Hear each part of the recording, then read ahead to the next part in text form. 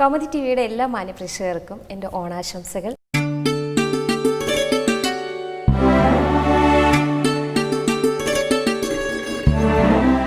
ഇത് നമ്മളോട് വിശേഷങ്ങൾ പങ്കുവയ്ക്കാൻ എത്തിയിരിക്കുന്നത് നടനും സ്വഭാവ നടനും അതുപോലെ തന്നെ കൊമേഡിയനും വില്ലനുമായിട്ട് അഭിനയിച്ചിട്ടുള്ള തൻ്റേതായ കുറേ നല്ല കഥാപാത്രങ്ങൾ നമുക്ക് മലയാളത്തിൽ തന്നിട്ടുള്ള സൈജു കുറുപ്പാണ്.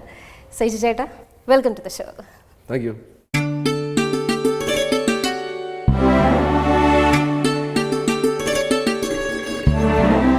ശരിക്കും പറഞ്ഞു കഴിഞ്ഞാൽ നമ്മുടെ ഈ പ്രാവശ്യത്തെ ഓണം എന്ന് പറഞ്ഞാൽ അത്ര വലിയ കാര്യമായിട്ട് നമുക്ക് ആഘോഷിക്കാനൊന്നും ഇല്ല, ശരിയാണല്ലേ? അപ്പം എങ്ങനെയാണ് ചേട്ടൻ്റെ ഈ പ്രാവശ്യത്തെ ഓണം ആഘോഷിക്കാൻ പ്ലാൻ ചെയ്തിരിക്കുന്നത്? സെലിബ്രേറ്റ് ചെയ്യുന്നുണ്ടോ അതൊരു നോർമൽ ഡേ ആയിട്ടാണ് ഇപ്പോൾ ഉദ്ദേശിക്കുന്നത്? മിക്കവാറും ഒരു നോർമൽ ഡേ ആയിട്ടായിരിക്കും പോകുന്നത്. അതിൻ്റെ കാരണം വേറെ ഒന്നുമല്ല, എൻ്റെ ഒരു കൺസെപ്റ്റിൽ ഇപ്പം കോവിഡ് വേൾഡ് വൈഡ് ഉണ്ട്.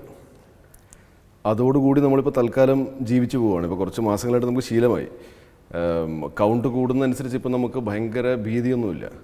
ഇപ്പം നമ്മൾ സംസാരിച്ചുകൊണ്ടിരിക്കുമ്പോഴേ നമ്മൾ നാളെ പോയി ടെസ്റ്റ് ചെയ്താൽ ചിലപ്പോൾ നമുക്ക് കോവിഡ് പോസിറ്റീവ് ആയിരിക്കാം. ചാൻസസ് ഉണ്ട്. അപ്പം കോവിഡിനെ ഭയന്നിട്ട് നമ്മൾ ആഘോഷങ്ങളൊന്നും മാറ്റി വെക്കേണ്ട ആവശ്യമില്ല. പക്ഷേ ഈ അടുത്തിടെ മഴ കാരണം നടന്ന കുറച്ച് ആക്സിഡൻസും കാര്യങ്ങളൊക്കെ, ഇപ്പോൾ ഫ്ലൈറ്റ് ആക്സിഡൻ്റ് ആയാലും അല്ലെങ്കിൽ ലാൻഡ് സ്ലൈഡ് ആയാലും, അപ്പോൾ അതൊക്കെ ഭയങ്കരമായിട്ട് നമ്മളെല്ലാവരും ഭയങ്കര പെയിൻഫുള്ളാണത് കേൾക്കുന്നത് തന്നെ. പിന്നെ എന്നെ സംബന്ധിച്ച് 2 വർഷം മുമ്പ് അച്ഛൻ പോയി. അപ്പം അച്ഛൻ പോയി കഴിഞ്ഞിട്ട് പിന്നെ അങ്ങനെ ഒരു ഇപ്പം നമ്മൾ ഫാമിലി മെമ്പേഴ്സിൻ്റെ കൂടെ നമ്മൾ കൂടെ ഉണ്ട്, അത്രേ ഉള്ളൂ. അല്ലാതെ ഒരു ഭയങ്കര സെലിബ്രേഷൻ മൂഡൊന്നും അല്ല. ഇപ്പൊ ലോക്ക്ഡൌൺ ആണ് എന്ന് വെച്ചിട്ടുണ്ടെങ്കിൽ, ലോക്ക്ഡൌൺ ആണെന്നല്ല ഞാൻ പറയുന്നത്, പല സ്ഥലത്തും ലോക്ക്ഡൌൺ ആണ്. അപ്പൊ നിങ്ങൾക്ക് അധികം ഷൂട്ട്സും കാര്യങ്ങളൊന്നും ഇല്ല. അപ്പൊ നിങ്ങളെ സംബന്ധിച്ച് രാവിലെ എങ്ങനെയാണ്? പുതിയ ഹോബീസ് ഒക്കെ സ്റ്റാർട്ട് ചെയ്തിട്ടുണ്ടോ? ഹോബീസ് ആയിട്ടല്ല, കഴിഞ്ഞ ഇൻ്റർവ്യൂവിൽ കൗമുദിയിൽ തന്നെ സെയിം, എനിക്കൊന്ന് ക്രിസ്മസ് സമയത്തായിരുന്നു കഴിഞ്ഞ വർഷം ഇൻ്റർവ്യൂ കൊടുത്തത്.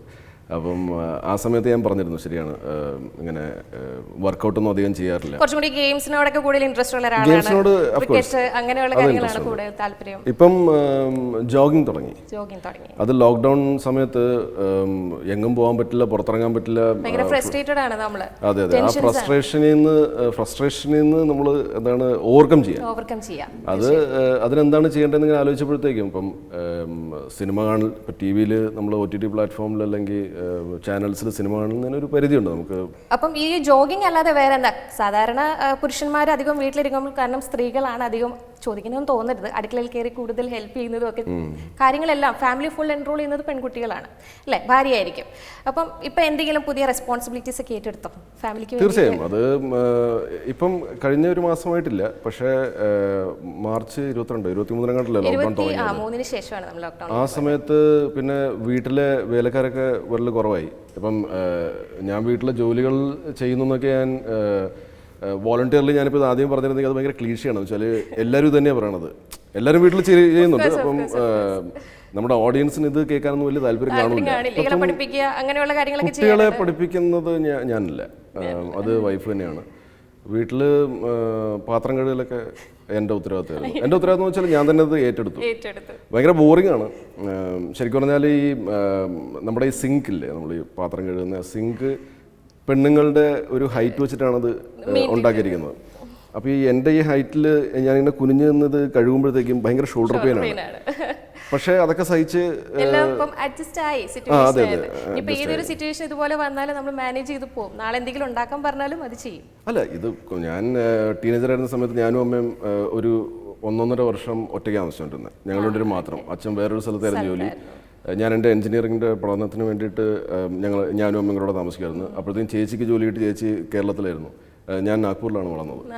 അപ്പോൾ ആ സമയത്ത് അമ്മയ്ക്ക് എന്തെങ്കിലും അസുഖം ഇടയ്ക്ക് വരുമ്പോഴത്തേക്കും അമ്മയുടെ ഒരു പ്രാവശ്യം നടുവ് വെട്ടിയായിരുന്നു. അപ്പോൾ അമ്മയ്ക്ക് അനങ്ങാൻ പറ്റില്ല. അമ്മ കിടപ്പിൽ തന്നെയായിരുന്നു ഒരു ഏകദേശം ഒരാഴ്ച 10 ദിവസം. അപ്പോൾ ഞാൻ തന്നെയാണ് മൊത്തം കാര്യങ്ങളും ചെയ്തുകൊണ്ടിരുന്നത്, പാത്രം കഴുകൽ. അപ്പോൾ അന്ന് നമ്മുടെ വീട്ടിൽ വേലക്കാരുമില്ല, അമ്മ തന്നെയായിരുന്നു എല്ലാം ചെയ്തുകൊണ്ടിരുന്നത്. അപ്പോൾ അമ്മയ്ക്ക് പിന്നെ അനങ്ങാൻ പറ്റാത്തൊരവസ്ഥ വന്നപ്പോഴത്തേക്കും പിന്നെ എല്ലാ കാര്യങ്ങളും അറിയാം. പിന്നെ കുക്കിംഗ് ഒക്കെ അമ്മ അടുക്കളയിൽ നിൽക്കുമ്പോഴത്തേക്കും ഞാൻ പോയി കണ്ടുപഠിക്കുമായിരുന്നു. അപ്പം അച്ഛൻ പറയാറുണ്ട്, ഈ പഠിക്കുന്ന സമയത്താണ് അവൻ കിച്ചൺ കയറി പഠിക്കാൻ പോയിരിക്കുന്നത്. അപ്പോൾ അമ്മയൊക്കെ പറയായിരുന്നു, അവനെ കിച്ചൺ കയറ്റിൽ നല്ല ഞാൻ പറഞ്ഞിരിക്കുന്നത് കൊണ്ട് അമ്മ ചീത്ത പറയുന്നത്. അപ്പോൾ അമ്മ പറഞ്ഞിട്ട് നമുക്ക് കൊച്ചൊന്നുമില്ലല്ലോ, അവനെ ഞാൻ വിളിച്ചോണ്ട് വന്നൊന്നുമില്ല, അവൻ വരുന്നതിന് ഇപ്പോൾ ഞാൻ എന്ത് ചെയ്യാനൊക്കെ പറയുന്നത്. Okay okay.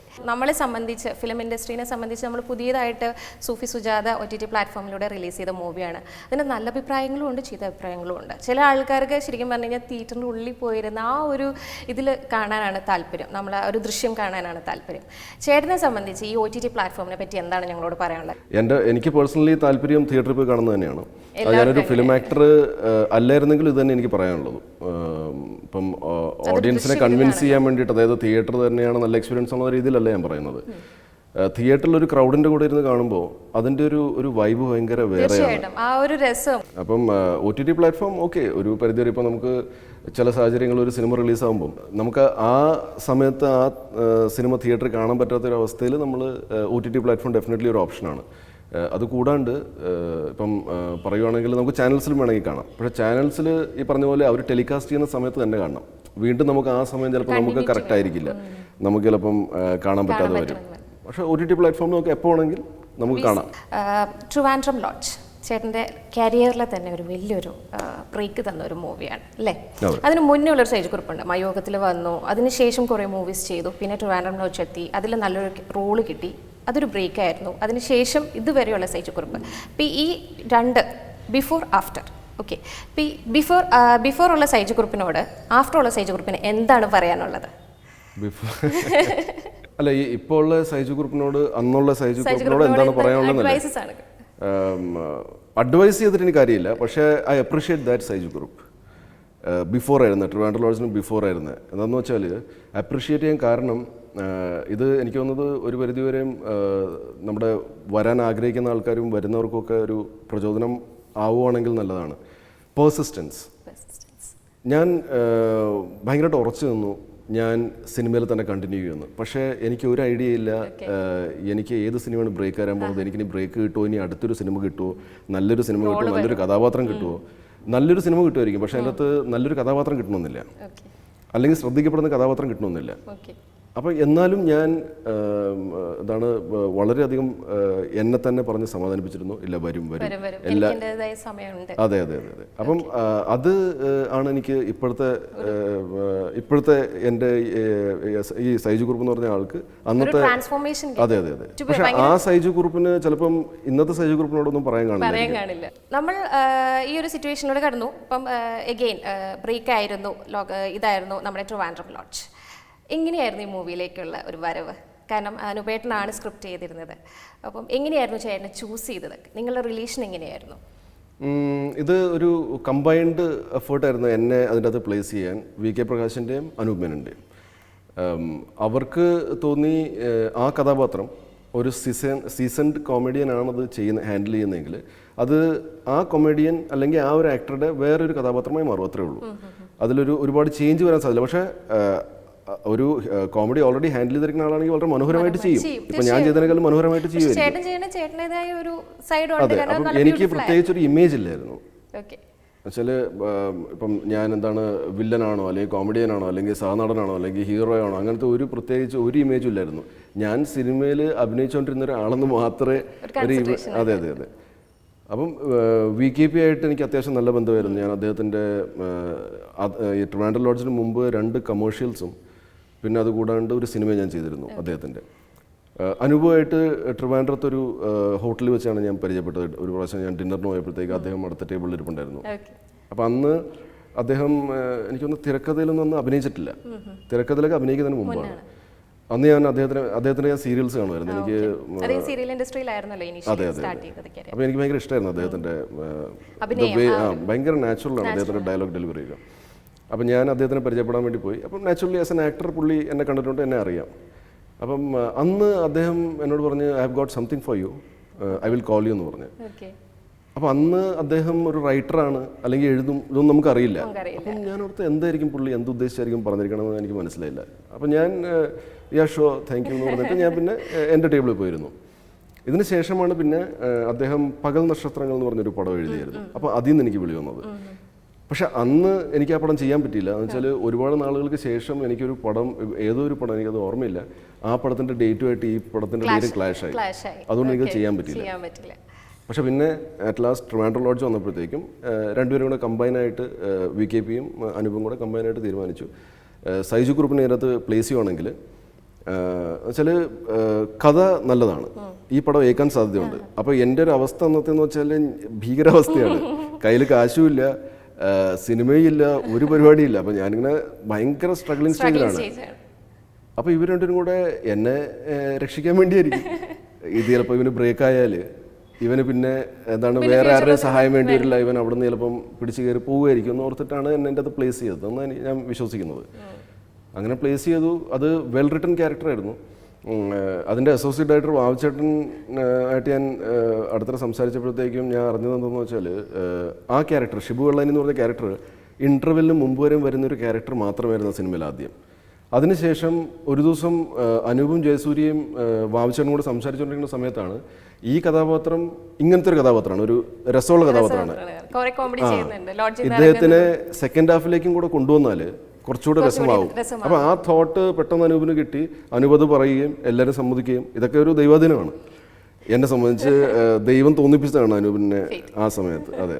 അപ്പോൾ അങ്ങനെ സെക്കൻഡ് ഹാഫിലും കൂടെ വന്നപ്പോഴത്തേക്ക് അതൊരു മുഴുനീള കഥാപാത്രമായി മാറി. അതെനിക്കൊരു ബ്രേക്കായി. ശരിക്കും പറഞ്ഞു കഴിഞ്ഞാൽ ഇതിനു മുന്നേ സ്ക്രിപ്റ്റ് ഒക്കെ എഴുതാൻ ശ്രമിച്ചിട്ടുണ്ട്. കാരണം സിനിമയിൽ വന്നതിന് ശേഷം ഇതുപോലെ തന്നെ നല്ലൊരു ഫ്രണ്ട് ഉണ്ട് അനൂപ് സാർ, അതെല്ലാം വളരെ അടുത്ത സുഹൃത്തുക്കളാണ്. അപ്പോൾ അവരെയൊക്കെ ഇൻസ്പയർ ചെയ്ത് വല്ല സ്ക്രിപ്റ്റ് ഒക്കെ എഴുതാൻ ശ്രമിച്ചിട്ടുണ്ടോ സ്വന്തമായിട്ടൊക്കെ? ഇവരിൽ നിന്ന് ഇൻസ്പിറേഷൻ എടുത്തിട്ട് ഞാൻ സ്ക്രിപ്റ്റ് ഒന്നും എഴുതാൻ ശ്രമിച്ചിട്ടില്ല. പക്ഷേ ഞാൻ സ്ക്രിപ്റ്റ് എഴുതിയിട്ടുണ്ട്. 2 സ്ക്രിപ്റ്റ് എഴുതിയിട്ടുണ്ട്. രണ്ടെണ്ണം എഴുതിയിട്ടുണ്ട്. അതിനകത്ത് ഒന്ന് സിനിമയായി. മൈഫാൻ രാമു എന്നായിരുന്നു എൻ്റെ പേര്. എൻ്റെ സുഹൃത്തായ നിഖിൽ മേനനാണ് അത് ഡയറക്റ്റ് ചെയ്തത്. വീണ്ടും നമ്മുടെ കോമൺ ഫ്രണ്ടായ Rajeev Pillai, he was the hero in that movie and the second lead was me. ഒരു സൂപ്പർ താരത്തിൻ്റെയും ഒരു ഫാൻ്റെയും കഥയായിരുന്നു. അങ്ങനത്തെ പല സിനിമകളും വന്നിട്ടുണ്ട്. അതിലൊരു സിനിമ അതായിരുന്നു. അതൊരു ത്രില്ലർ മോഡിലേക്ക് പോകും പിന്നെ അത് ആ സിനിമ. പക്ഷേ അത് ബോക്സ് ഓഫീസിൽ അങ്ങനെ വർക്കൗട്ട് ആയില്ല. അത് ഒരുപക്ഷെ ഞാനന്ന് സ്ക്രിപ്റ്റ് എഴുതാൻ കാരണം എന്താണെന്ന് വെച്ചാൽ സിനിമയിൽ അഭിനയിക്കാൻ ചാൻസ് കിട്ടുന്നില്ല. അപ്പോൾ അറ്റ്ലീസ്റ്റ് എന്തെങ്കിലും സിനിമയായിട്ട് ബന്ധപ്പെട്ട എന്തെങ്കിലും ഒരു സാധനം, ഇത് സിനിമയാവും നമുക്കറിയില്ല. ഫസ്റ്റ് മൂവി, അപ്പം സെക്കൻഡ് സ്ക്രിപ്റ്റ് എന്തായി? ആദ്യം എഴുതിയതാണ് ആവാത്തത്. അത് ഇനിയിപ്പോൾ ചെയ്തിട്ട് കാര്യമുണ്ടോ എന്ന് എനിക്കറിയില്ല. പക്ഷേ I'm not trying for that. ഈ എന്താണ്, 2 വള്ളത്തിലും കൂടെ കാല് വെച്ചാലുള്ളൊരു പ്രശ്നമുണ്ടല്ലോ. അപ്പോൾ അതുകൊണ്ട് തൽക്കാലം ഒരു വള്ളത്തിൽ വീഴാണ്ട് മുമ്പോട്ട് പോകുന്നുള്ളതാണ് ലക്ഷ്യം. നമ്മുടെ പ്രദീപ് പൂവൻകോഴി, അതുപോലെ തന്നെ ഞാൻ കണ്ടു നമ്മുടെ ഡ്രൈവിംഗ് ലൈസൻസ്, അതിലൊക്കെ ചേട്ടൻ്റെ ആക്ടിങ് എക്സലൻ്റ് ആണ്. ചേട്ടൻ ഏതൊരു ഇൻ്റർവ്യൂവിൽ പറഞ്ഞിട്ടുമുണ്ട്, ചേട്ടൻ ആ ഡ്രൈവിംഗ് ലൈസൻസിൽ ശരിക്കും പറഞ്ഞൊരു പൊളിറ്റീഷ്യനെ പറഞ്ഞിരുന്നു, അവർ അദ്ദേഹത്തിനെ നോക്കി കുറേയൊക്കെ ഇംപ്രവൈസ് ചെയ്യാൻ ശ്രമിച്ചിട്ടുണ്ടെന്ന് അതിൻ്റെ അത് കാണിക്കുന്നുണ്ട്.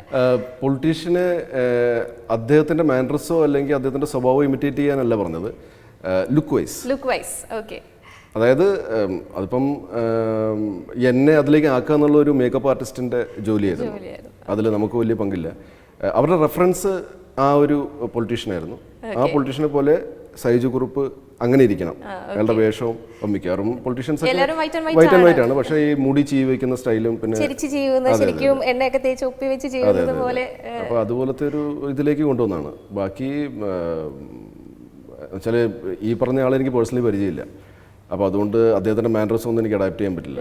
ഞാൻ ആകെ ഒരു സിനിമയിൽ മാത്രമാണ് ഒരു കഥാപാത്രം ചെയ്യാൻ വേണ്ടിയിട്ട് ഞാൻ അതുപോലത്തെ ഒരു പ്രൊഫഷണലിൽ ഇരിക്കുന്ന ഒരാളെ ഞാൻ പോയി കാണും. ഞണ്ടുകളുടെ നാട്ടിലൊരു ഇടവേള. എനിക്ക് മനസ്സിലായി ചേട്ടൻ ഇതുവരെ ഇന്റർവ്യൂവിൽ ഇതുപോലെ തന്നെ പറഞ്ഞിട്ടുണ്ട്. ശരിക്കും ഒരു ഓങ്കോളജിസ്റ്റിനെ പോയി കണ്ടിരുന്നു, കാര്യങ്ങളൊക്കെ ചോദിച്ചു മനസ്സിലാക്കി. കാര്യങ്ങൾ ചോദിച്ചു മനസ്സിലാക്കിയെന്ന് പറഞ്ഞാൽ ക്യാൻസർ എങ്ങനെ ട്രീറ്റ് ചെയ്യേണ്ടതെന്നുള്ളതല്ല ഞാൻ ചോദിച്ചു മനസ്സിലാക്കിയത്. I was just observing him, ഇദ്ദേഹം എങ്ങനെയാണ് ഇരിക്കുന്നത്. അപ്പോൾ ഇരിക്കുമ്പോൾ ഈ മറ്റേ കറങ്ങുന്ന കസേരയാണ്. അപ്പോൾ ഇങ്ങനെ ഒടിഞ്ഞു മുടങ്ങിയത് ഇങ്ങനെയൊക്കെ ഇരിക്കും. അപ്പോൾ അത് ഞാൻ ഒരു സീനിൽ ഞാനത് അഡാപ്റ്റ് ചെയ്തിട്ടുണ്ട്. അദ്ദേഹം പിന്നെ സംസാരിക്കുന്നത് ഭയങ്കര ഫാസ്റ്റായിട്ടാണ്. പക്ഷേ അത്രയും ഫാസ്റ്റായിട്ട് നമുക്ക് സിനിമയിൽ ഡയലോഗ്സ് പറയാൻ പറ്റില്ല, ചിലപ്പോൾ അത് കൺവേ ആവില്ല. ചൂസ് ചെയ്യാണോ റോൾസ് സെലക്ട് ചെയ്യാനായിട്ട്? അങ്ങനെ ഞാനിപ്പോൾ ചൂസ് ചെയ്യാണ് എന്ന് വെച്ചാൽ എനിക്ക് ചൂസ് ചെയ്യാൻ ഓപ്ഷൻ ഉള്ളതുകൊണ്ട്. നാളെ ഓപ്ഷൻ ഇല്ലാത്തപ്പോൾ ഞാൻ വീണ്ടും വരുന്നത് ഞാൻ ചെയ്യും. ഇതിൽ ജീവിക്കണ്ടേ? അപ്പം ഇപ്പോൾ തൽക്കാലം ഓപ്ഷൻസ് ഉണ്ട്. അപ്പം ഞാൻ മെയിൻലി ശ്രദ്ധിക്കുന്നത് മൊത്തം കഥയിലൊരു എൻ്റർടൈൻമെൻറ്റും. എൻ്റെ കഥാപാത്രത്തിൽ എൻ്റർടൈൻമെൻറ്റ് കുറച്ച് കുറഞ്ഞാലും കുഴപ്പമില്ല, പക്ഷേ റിപ്പീറ്റേഷൻ ഉണ്ടാവില്ല.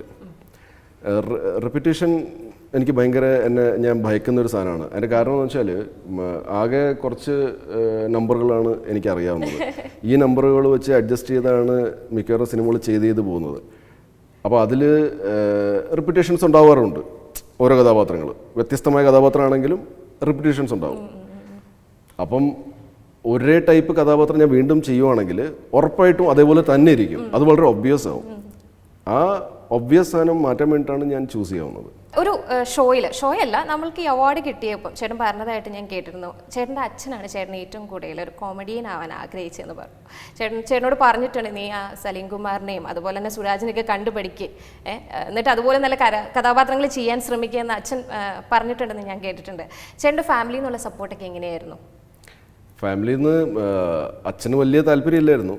ഒരുപാടൊക്കെ ചെയ്തിട്ട് പിന്നെ ജോലി ചെയ്യുക എന്നുള്ളൊരു സംഭവമായിരുന്നു. അച്ഛൻ ഞാൻ ജോലി ഓൾറെഡി ചെയ്തുകൊണ്ടിരിക്കുകയായിരുന്നു, അപ്പോൾ അത് തന്നെ കണ്ടിന്യൂ ചെയ്യുക എന്നുള്ളതായിരുന്നു അച്ഛൻ്റെ ഒരു താല്പര്യം.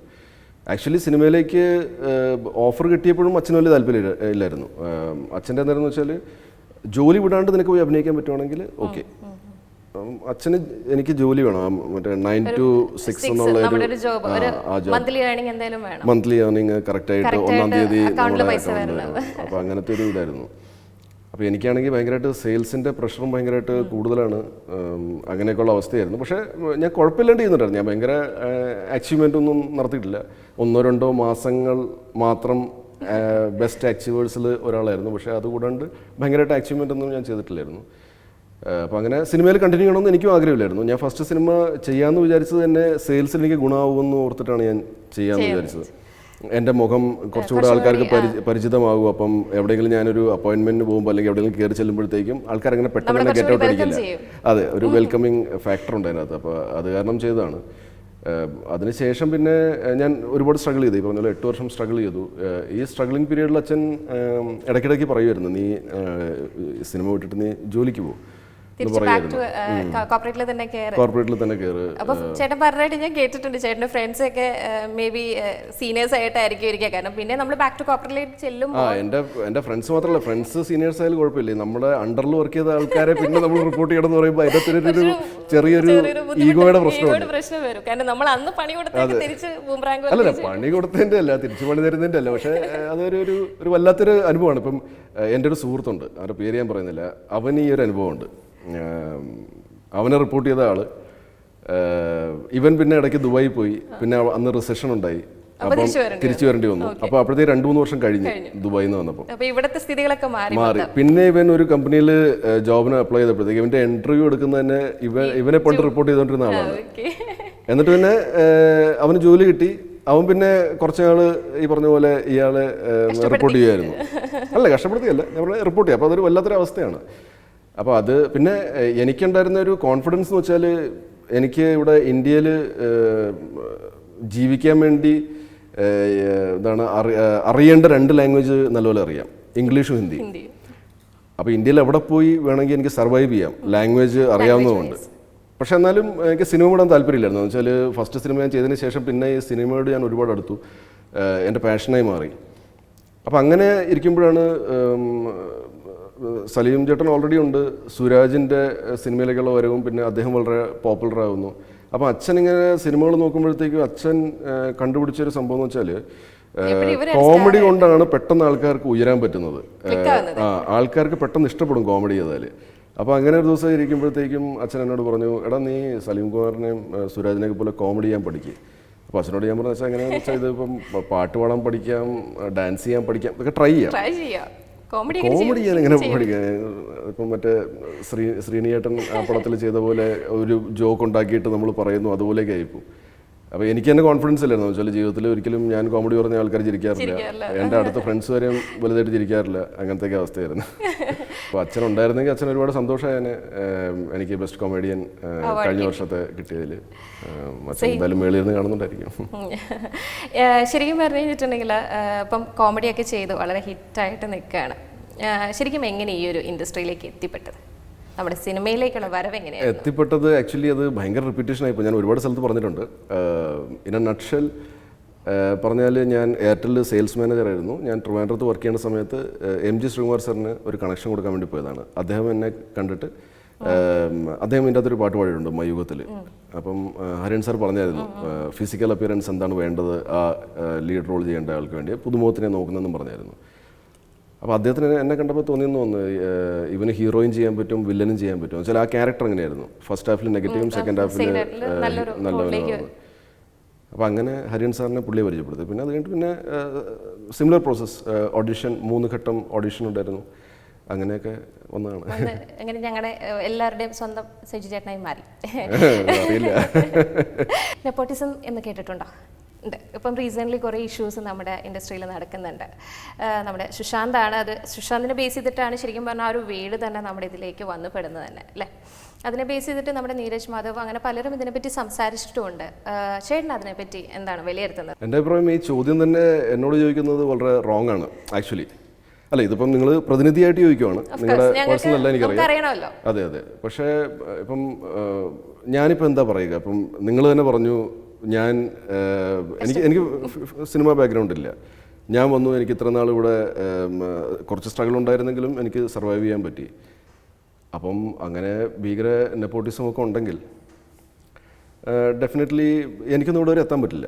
എനിക്കാരും സിനിമ വരില്ല. നമ്മുടെ ഇൻഡസ്ട്രിയിൽ അങ്ങനെ ഇല്ലെന്നാണ് പൊതുവേ നമ്മൾ മെജോറിറ്റി ആൾക്കാരെ നിങ്ങൾ നോക്കിയോ, ഇവിടെ സിനിമയിലുള്ള മെജോറിറ്റി ആൾക്കാരെ പാസ്റ്റിൽ നോക്കിയോ പ്രസന്റിൽ നോക്കിയോ എല്ലാവരും സിനിമ ബാക്ക്ഗ്രൗണ്ട് ഇല്ലാത്ത ആൾക്കാരാണ് മെജോറിറ്റി ഇവിടെ ഉള്ളത്. എല്ലാവരുടെയും പാഷൻ കൊണ്ട് അവരുടെ വലിയൊരു ഡ്രീം ആയിട്ടാണ് ശരിക്കും ഇൻഡസ്ട്രി. പിന്നെ നെപ്പോട്ടിസത്തിനെ പറ്റി പറയുകയാണെങ്കിൽ എൻ്റെ അച്ഛൻ എനിക്കൊരു ജോലിക്ക് വേണ്ടിയിട്ട് അച്ഛൻ അത്യാവശ്യം കഷ്ടപ്പെട്ടിട്ടുണ്ട്.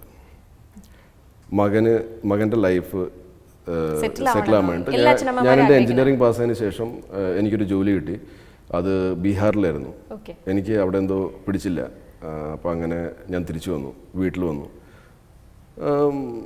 അങ്ങനെ ഒരു പ്രാവശ്യം ട്രെയിനിൽ അമ്മ യാത്ര ചെയ്യുന്ന സമയത്ത്, അത് ഞാൻ അമ്മയുടെ കാര്യം പറയണേ, അമ്മ യാത്ര ചെയ്യുന്ന സമയത്ത് അന്ന് ഒരു തൊട്ടപ്പുറത്ത് ആലപ്പുഴക്കാർ, അമ്മ എറണാകുളത്ത് ഇറങ്ങാൻ നിൽക്കുന്നു, അവർ ആലപ്പുഴയിൽ ഇറങ്ങാൻ നിൽക്കുന്നു. ഒരു ഫാമിലി ഉണ്ടായിരുന്നു, മുജാഹിദ് സർ.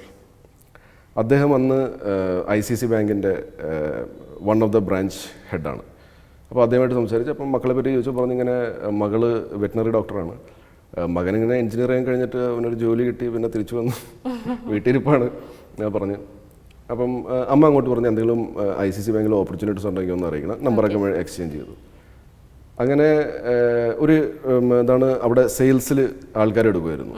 അപ്പം ഇദ്ദേഹം വീട്ടിൽ വിളിച്ച് അറിയിക്കുകയും ഞാൻ എൻ്റെ റെസ്യൂമെ ഫോർവേഡ് ചെയ്യുകയും ഭാഗ്യത്തിന് എനിക്ക് സെലക്ഷൻ കിട്ടി. അപ്പം അത് ഒരു പാരന്റ് ചെയ്യില്ലേ മക്കൾക്ക് വേണ്ടിയിട്ട്? തീർച്ചയായിട്ടും അല്ലേ? അപ്പം നിങ്ങൾക്ക് വേണ്ടി നിങ്ങളുടെ പാരന്റ്സ് എല്ലാവരുടെ പാരന്റ്സിനും ആഗ്രഹം അവരുടെ മക്കൾ നല്ല നിലയിലാവണം എന്നുള്ളതാണ്. തീർച്ചയായിട്ടും. അപ്പം ആ ഒരു കാരണം നമ്മൾ ഒരുപാട് എന്താണ് നെഗറ്റീവായിട്ട് എടുക്കല്ലേ. അത് എല്ലാ അമ്മയച്ഛനും അവരവരുടെ മക്കൾക്ക് വേണ്ടി ചെയ്യും. എൻ്റെ അമ്മയച്ഛനും എനിക്ക് തന്നെ അറിയാം, എൻ്റെ അച്ഛൻ എത്രയോ പേരെ ഹെൽപ്പ് ചെയ്തിട്ടുണ്ട് ജോലി കിട്ടാനൊക്കെ. ഞാൻ കൊച്ചായിരുന്നപ്പോൾ എനിക്ക് അത്യാവശ്യം നല്ല ഓർമ്മയുണ്ട്. അത് അച്ഛൻ്റെ അമ്മയുടെ മക്കളല്ലായിരുന്നു, അത് വേറെ ആരുടെ മക്കളായിരുന്നു. പക്ഷെ അന്ന് ചെയ്തിട്ടുണ്ട്. അപ്പോൾ പരിചയക്കാരുടെ മക്കളാണ്. ആ, അപ്പോൾ അതുപോലെ എല്ലാവരും എന്താണ് ഫ്രണ്ട്സിൻ്റെ മക്കൾക്ക് വേണ്ടി ചെയ്യും. തീർച്ചയായിട്ടും നമ്മളെല്ലാവരും അങ്ങനെ തന്നെയാണ്. അല്ലെങ്കിൽ നമ്മുടെ കൂടെ വർക്ക് ചെയ്യുന്ന നമ്മുടെ ഒരു എംപ്ലോയി ആയിരിക്കും, അവരുടെ മക്കൾക്ക് വേണ്ടി ചെയ്യും.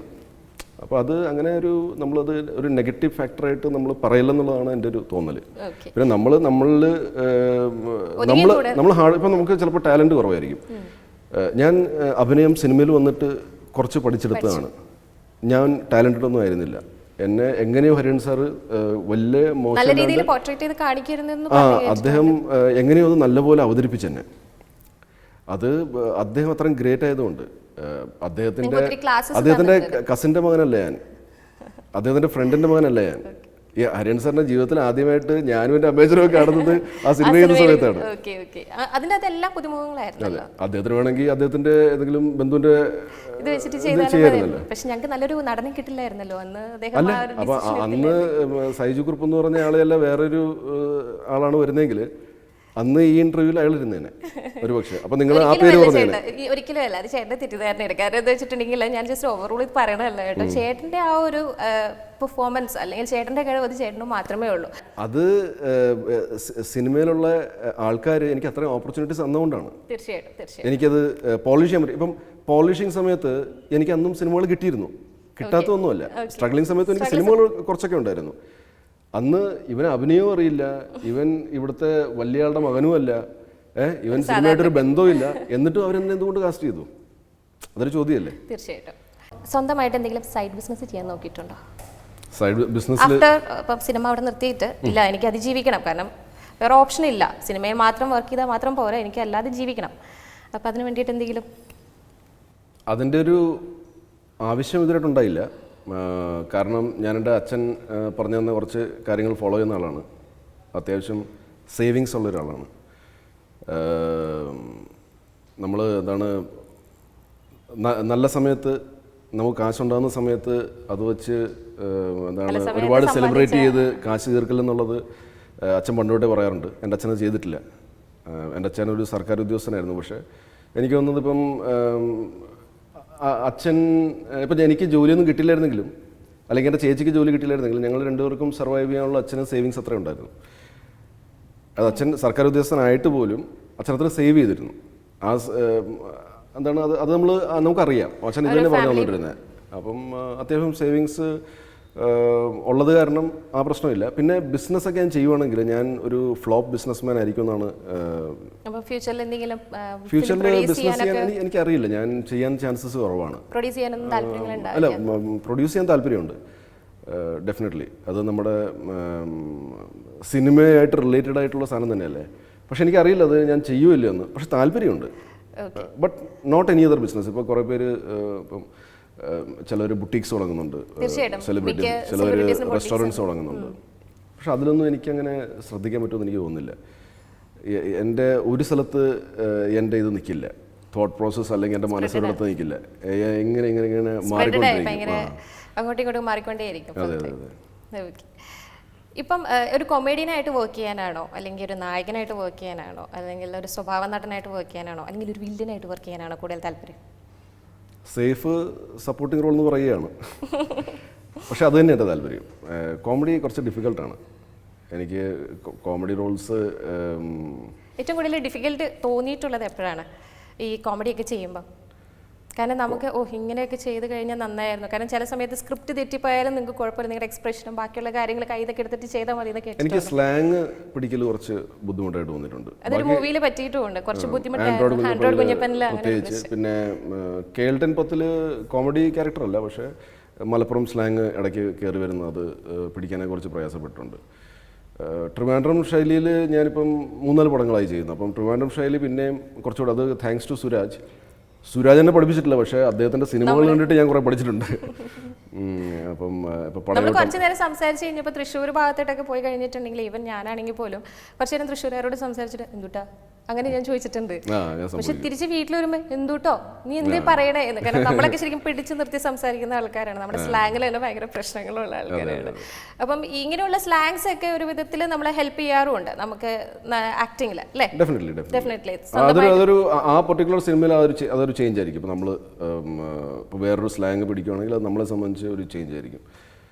അങ്ങനെ അപ്പോൾ ഏറ്റവും ബെസ്റ്റ് കംഫർട്ടബിളായിട്ട് എനിക്ക് ചെയ്യാൻ പറ്റുന്നത് ഞാനിപ്പോൾ ഈ പറയുന്ന മലയാളം സ്ലാങ് ഉണ്ടല്ലോ, if I have A slang, ആ സ്ലാങ്ങിൽ നിന്നുകൊണ്ട് സീരിയസ് ക്യാരക്ടർ ചെയ്യുക, അത് ഏറ്റവും കംഫർട്ടബിളാണ്. എന്നുവെച്ചാൽ വലിയ ടെൻഷൻ വേണ്ട, ഇത് ചീറ്റി പോകുന്നുള്ളൊരു ടെൻഷൻ വേണ്ട. നമ്മളത് മര്യാദയ്ക്ക് ചെയ്യുകയാണെങ്കിൽ അത് ഓക്കെയാണ്. ബാക്കി കോമഡിയിൽ നമ്മൾ ചില സമയത്തുള്ള എക്സ്പ്രഷനോ അല്ലെങ്കിൽ നമ്മൾ പറയുന്ന ഡയലോഗ്സോ അത് വർക്കൗട്ട് ആയില്ലെങ്കിൽ പിന്നെ അത് ഭയങ്കര അരോചകമാകും തിയേറ്ററിൽ.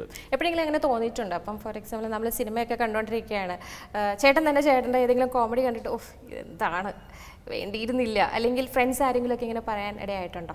എനിക്ക് എൻ്റെ കോമഡി ഒന്നും എനിക്ക് വർക്കൗട്ടല്ല ആക്ച്വലി പറഞ്ഞാൽ.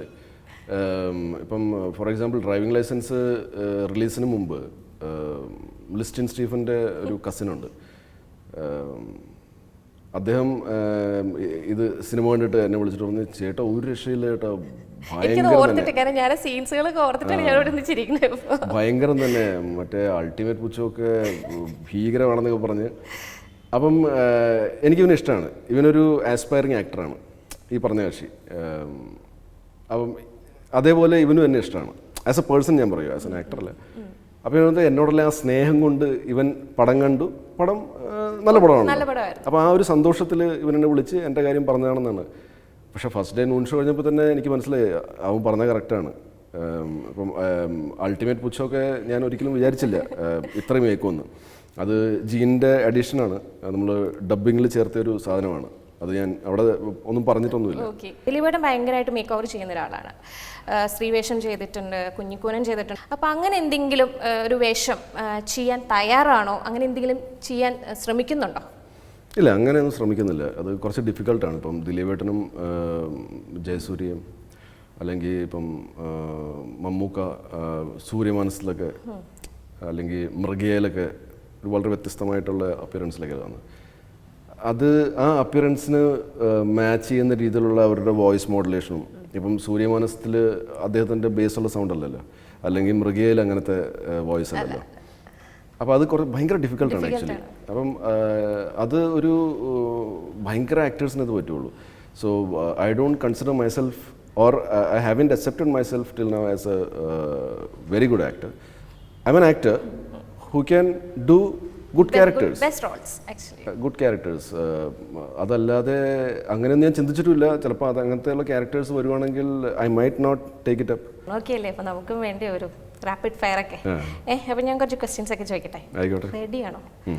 ലാസ്റ്റ് ചെക്ക് ചെയ്ത വെബ് പേജ് ഏതായിരുന്നു? സൗത്ത് ഇന്ത്യൻ ബാങ്കിൻ്റെ വെബ് പേജ് ചെയ്യാൻ നോക്കിയത്. പൈസയുടെ കാര്യങ്ങളൊക്കെ എനിക്ക് വൈഫിൻ്റെ അക്കൗണ്ടിലേക്ക് കുറച്ച് കാശ് ട്രാൻസ്ഫർ ചെയ്യണമായിരുന്നു, പക്ഷെ നടക്കുന്നില്ലായിരുന്നു. ഓക്കെ, ഞാൻ കുറച്ച് നടന്മാരുടെ പേരൊക്കെ പറയാം. ഓക്കെ, ഇവർ സിനിമയിൽ ഉണ്ടായിരുന്നില്ലായിരുന്നെങ്കിൽ ഇവരെന്താവുമായിരുന്നു എന്നുള്ളതാണ് ഞാൻ ചോദിക്കുന്നത്. ഇപ്പോൾ ഫോർ എക്സാമ്പിൾ ചേട്ടൻ സിനിമയിൽ വന്നില്ലായിരുന്നെങ്കിൽ ചേട്ടൻ എന്താവുമായിരുന്നു എന്നുള്ളതാണ്. അപ്പം ഫസ്റ്റ് ചോദ്യം ചോദിക്കാൻ പോകുന്നത് അനൂപ് മേനോൻ. അനൂപ് ഒരു ഓന്ത്രപ്രണറാണ്. അതെ അതെ. അടുത്തത് നമ്മുടെ എല്ലാവരുടെയും ലാലേട്ടൻ. ലാലേട്ടൻ ഒരുപക്ഷെ ചിലപ്പം ഒരു ബോക്സർ, റെസ്ലിംഗ് ചാമ്പ്യനൊക്കെ ആയാലും ചിലപ്പം. അദ്ദേഹത്തിന് അങ്ങനെ ഒരു ബാക്ക്ഗ്രൗണ്ടും ഉണ്ട്. ഓക്കെ. അതെ. Okay, Manju Warrier. Manju she's A good dancer. So may be so may be ഒരു എന്താണ് നാഷണൽ ലെവലിലെ ഒരു ഡാൻസർ. ദുൽഖർ സൽമാൻ.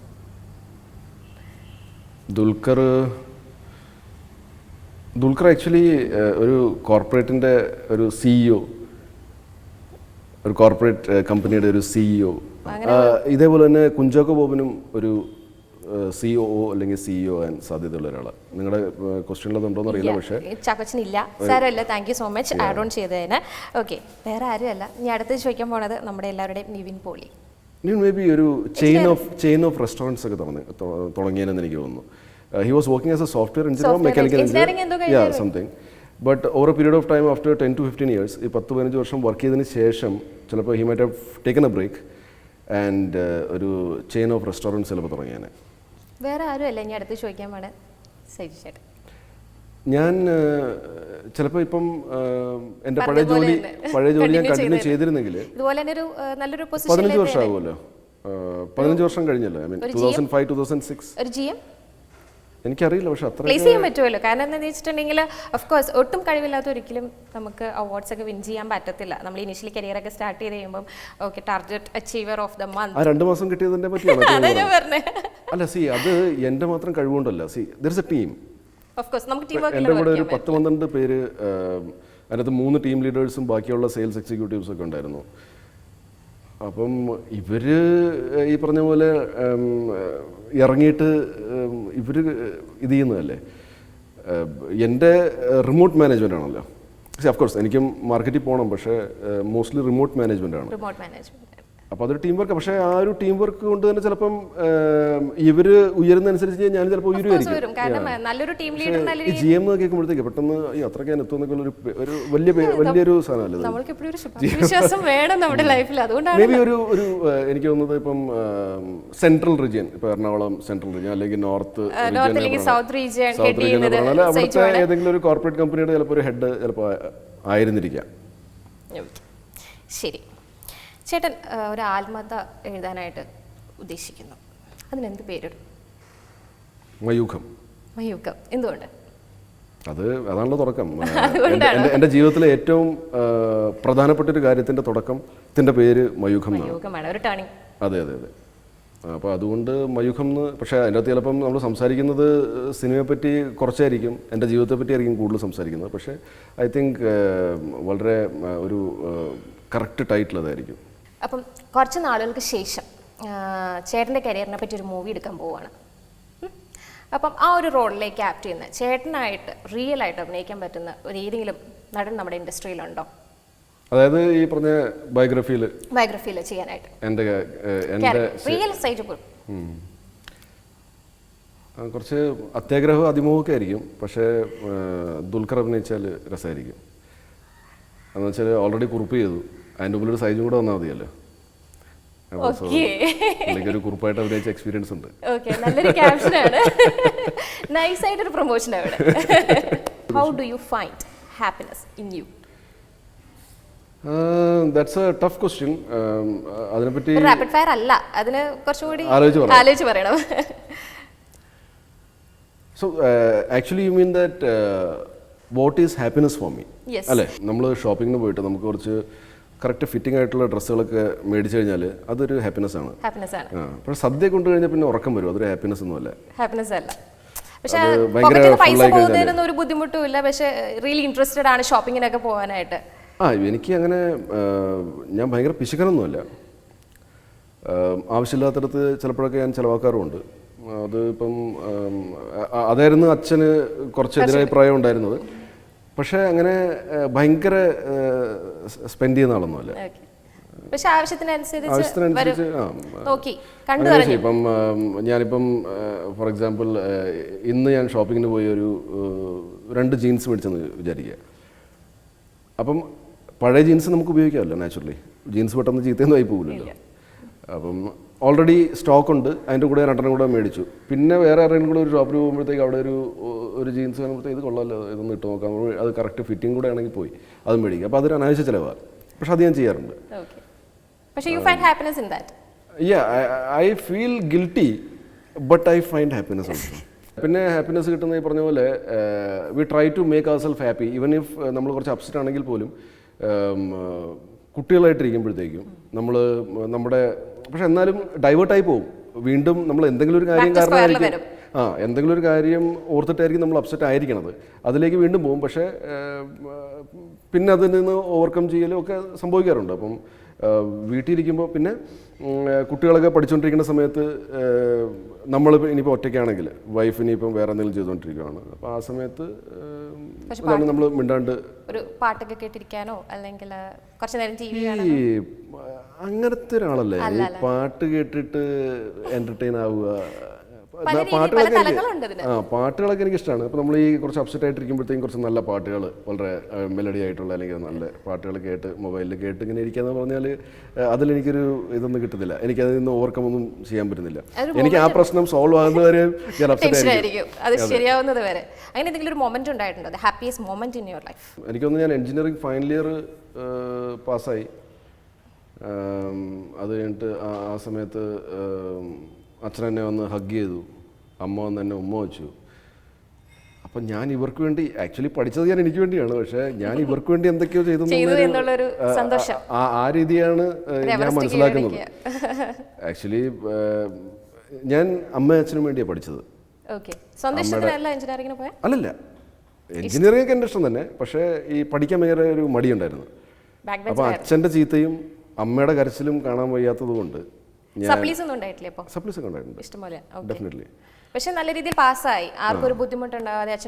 അല്ല ബുദ്ധിമുട്ടൊക്കെ ഉണ്ടായിട്ടുണ്ട്. ഇപ്പൊ 4 വർഷത്തെ കോഴ്സ് ഞാൻ 5.5 വർഷം കൊണ്ടാണ് പാസ്സായത്.